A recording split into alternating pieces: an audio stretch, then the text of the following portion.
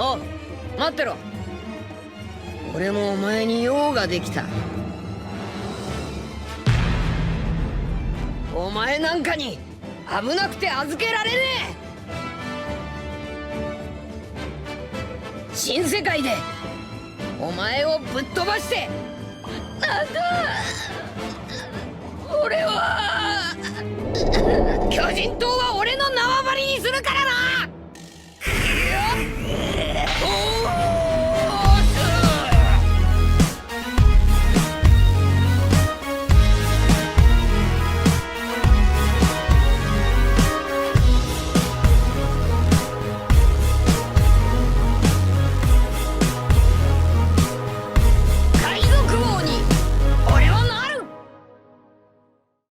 Hey, bonjour à tous, ici le seul unique Ryu Sensei, j'espère que vous allez bien. Aujourd'hui on se retrouve pour parler ensemble du chapitre 990 de One Piece. Le chapitre 1000 arrive dans très peu de temps, et il est fort à parier que l'auteur nous ait réservé une bonne grosse surprise pour ce chapitre. En attendant, nous avons donc le 990, et ce chapitre qui se nomme Un soldat isolé est vraiment excellent. En fait, ce chapitre m'a clairement fait penser à Marineford. Quand je l'ai lu, ça m'a rappelé cet incroyable arc où nous avons absolument tout eu. Des nouveaux personnages, des nouveaux fruits démoniaques, des révélations, des combats d'une puissance colossale, et même un Yonko qui se déchaîne. Ici sur Onigashima c'est pareil, sauf qu'il y a les Mugiwara en premier plan, et qu'il n'y a pas un, mais bel et bien deux Yonko en action. Alors oui, Big Mom se fait ridiculiser, c'est un fait indiscutable cependant. Déjà elle ne se fait pas blesser, et ensuite elle se fait juste pousser au loin. En réalité, les Mugiwara qui l'ont affronté n'ont fait que repousser l'échéance parce que tôt ou tard, ils devront l'affronter. À moins que ce ne soit un ou des alliés qui l'affrontent. N'est-ce pas Law? N'est-ce pas Kid? Law qui voulait comme par hasard la tête de Yonko Kaido mais qui ne l'aura pas parce que c'est Luffy qui doit la prendre. Et Kid qui voulait comme par hasard la tête d'un Yonko mais qui s'est fait allumer par Shanks. Ce chapitre est donc excellent, et juste avant d'en parler concrètement, la semaine dernière j'ai oublié de vous dire que l'une de mes théories avait encore été confirmée sur Onigashima. Comme vous le savez, plusieurs ont été confirmés depuis le début de cet arc, comme le combat Luffy Page 1, le parallèle entre Onigashima et l'arc Enies Lobby, la rencontre entre Luffy et Yamato ainsi que son alliance avec Luffy, ou encore le fruit de Ulti. Cependant, dans le chapitre précédent, Yogoro le Fleuri en a confirmé une autre. Mon schéma des fruits démoniaques de l'équipage de Kaido, et plus précisément, la catégorisation des fruits démoniaques de l'équipage de Kaido vis-à-vis des Tobiropo. En effet, il y a quelques mois, j'avais fait une pré-chapitre pour théoriser sur les fruits démoniaques de l'équipage de 100 bêtes, et j'avais dit que les Tobiropo allaient tous avoir des fruits de type Zoan antique, et même que ces fruits étaient de type dinosaure. Dans le chapitre précédent, Yogoro le Fleuri a dit que les Tobiropo étaient des dinosaures, ce qui confirme bel et bien cette théorie. Longue vie à Lauro Jackson.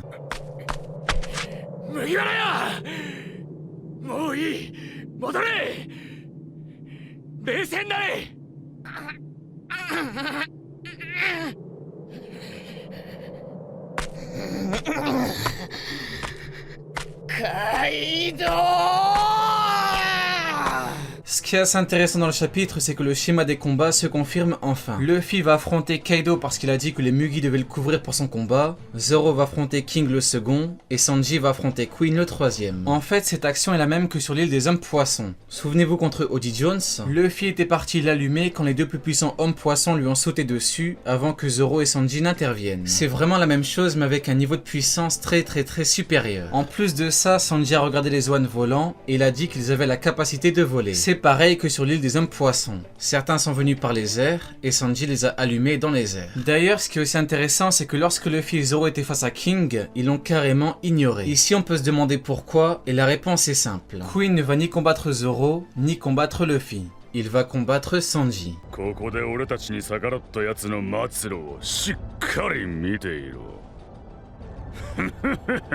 Maintenant, ce qui est excellent, c'est que Queen les a chopés rapidement et les a envoyés en bas, ce qui montre la puissance du bonhomme, mais également que quand Zoro a vu King, c'est comme s'il avait ressenti la puissance du mastodonte. Encore une fois, le schéma des combats se confirme, et ça ne va pas tarder à combattre un contre un, pour notre plus grand bonheur à tous. Le dernier gros arc où les Mugiwara ont vraiment tous eu un énorme 1 contre 1, c'est sur Enies Lobby. Par conséquent, leurs combats sur Onigashima vont nous faire kiffer comme jamais. Sur l'île des hommes poissons, la différence de niveau entre les Mugiwara et leur adversaire a fait qu'il n'y avait pas vraiment de gros 1 contre 1. Et sur Dressrosa, il n'y a que Luffy et Zoro qui ont eu un gros 1 contre 1. La dernière fois, c'était en 2006, et 14 ans après, il est fort à parier que l'auteur nous ait préparé de gros combats, de grosses techniques et de gros power-up. En parlant de power-up justement, parlons de Zoro en détail parce que ce chapitre nous annonce le prochain power-up du futur meilleur épéiste au monde. Luffy a battu Doflamingo sur Dressrosa parce qu'il devait passer le stade de Shichibukai de catégorie 1. Ensuite, il a battu Cracker sur Whole Cake parce qu'il devait passer le stade de 3ème commandant de Yonko. Et enfin, il a battu Katakuri sur Whole Cake parce qu'il devait passer le stade de second de Yonko. C'est ce qu'on appelle l'évolution logique et constante par niveau de puissance du protagoniste. En parlant de protagoniste, Zoro, qui est le second de Luffy, doit également évoluer constamment, normalement et logiquement. Le One Piece bail avec Zoro, c'est que Zoro est un cas très spécial et très intéressant. En effet, si on regarde son évolution depuis le début du Shinsekai, c'est pas comme si ce terme lui correspondait parfaitement, parce qu'il n'a fait qu'écraser ses ennemis. Sur l'île des hommes poissons, il a humilié Neptune, le roi du royaume de Ryugu, Oddie Jones, le boss de l'arc, ainsi que Yuzu, l'épéiste ennemi de l'arc. Sur Punk Hazard, il a humilié Monet en lui prouvant qu'il pouvait lui ôter la vie facilement alors que c'est une Logia. Et enfin, sur Dressrosa, il a humilié Pika. En réalité, la seule fois où Zoro a concrètement été en difficulté, c'est contre Killer, mais c'est parce que Zoro n'avait pas Shusui et parce que Gukimaru l'avait attaqué par derrière, ce qui avait permis à Killer de le toucher. Comme vous l'aurez compris, il aura fallu un Zoro bridé et attaqué par derrière pour bien blesser le futur meilleur épéiste au monde. En d'autres termes, le schéma classique ne s'applique pas à Zoro, et ce pour une raison très simple. En s'entraînant avec le meilleur épéiste au monde, Zoro est devenu beaucoup trop fort, et ce dès le début du Shinsekai. En fait, Zoro s'est directement approché du niveau de Luffy, alors qu'il a toujours affronté des adversaires bien plus faibles que ceux de son capitaine. Le One Piece bail, c'est que sur Onigashima ça change, et ce parce que King est l'un des meilleurs épéistes au monde.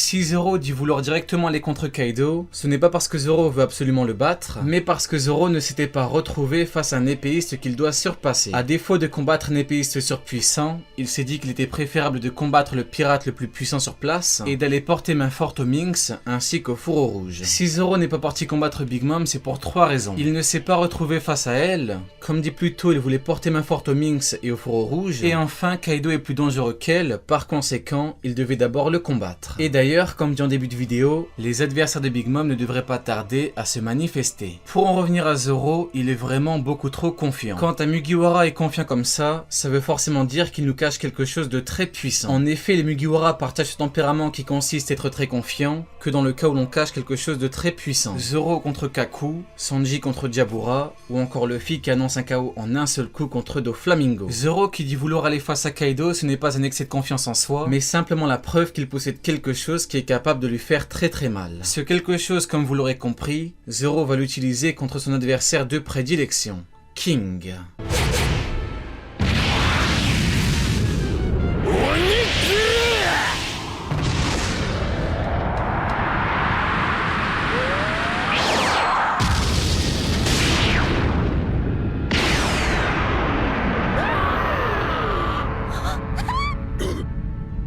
Souvenez-vous du combat Zoro vs Killer sur Wano Kuni. Alors qu'il n'avait pas Shusui, il a envoyé un bon gros onigiri sur Killer en le battant par la même occasion. Si on regarde bien l'exécution, Zoro n'a pas mis le Wado Ichimonji au niveau de sa bouche, mais au niveau de sa main. Ce qu'il a fait, c'est qu'il a mis la faux de Killer au niveau de sa bouche et ses 2 autres lames au niveau de ses mains. Si on regarde bien ces 2 lames, on peut observer une espèce d'aura qui s'y échappe, alors qu'au niveau de la faux, il n'y a rien. À votre avis, pourquoi? Eh bien, c'est simple.